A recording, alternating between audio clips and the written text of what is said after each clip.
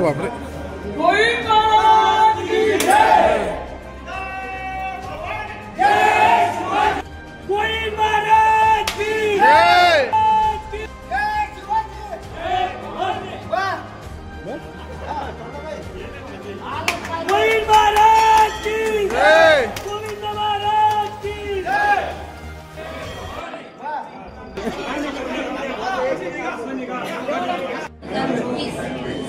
नारळ फोडण्यासाठी आपण या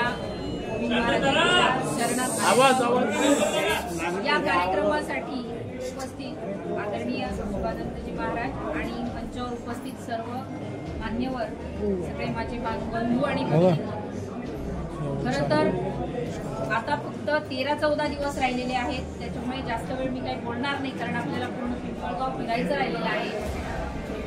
जसं सरांनी सांगितलं बरोबर आमच्या महिला भगिनींनी ठरवलेलंच आहे आणि त्या खरंच गृहमंत्री आहेत, त्यांचं ऐकावंच लागेल. त्याच्यामुळे आणि त्यांना कळतंय की चांगलं कोण आणि वाईट, कारण त्यांना हे कळतंय की आमच्या मुलांना जर त्या ताई निवडून आली तर आमच्या मुलांना कोणी व्यसनाला ताई लावणार नाही हे त्यांना माहिती.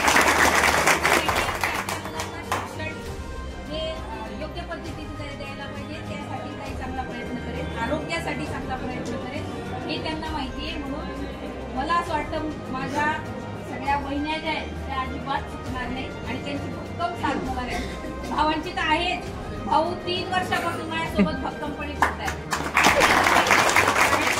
आपल्या सगळ्यांना विनंती करते आणि आपल्या सगळ्यांना माहिती आहे येत्या 20 तारखेला आता निवडणूक आहे, पण आता पुढचे हे दिवस आहेत हे अत्यंत महत्वाचे आहेत.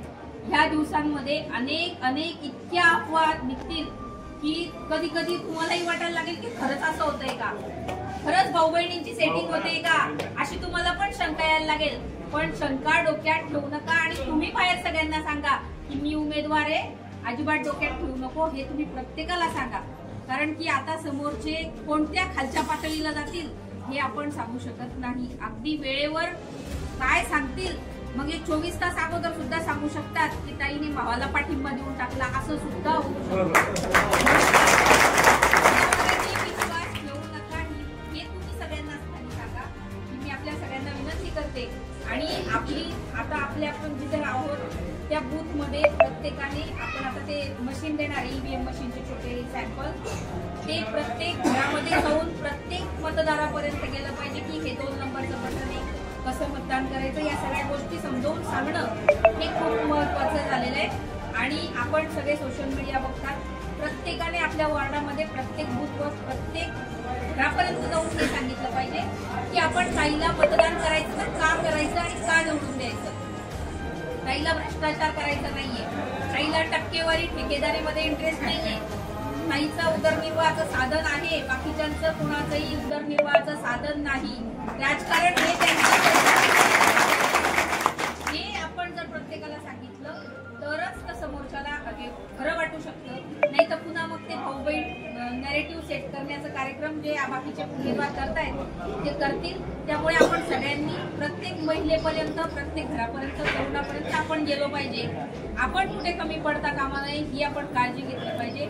अजून आपल्याला बरंच जायचंय पुढे, त्यामुळे मी जास्त काही बोलणार नाही. पण आपली मशाल जी आहे ती 1001% प्रज्वलित झाल्याशिवाय राहणार नाही.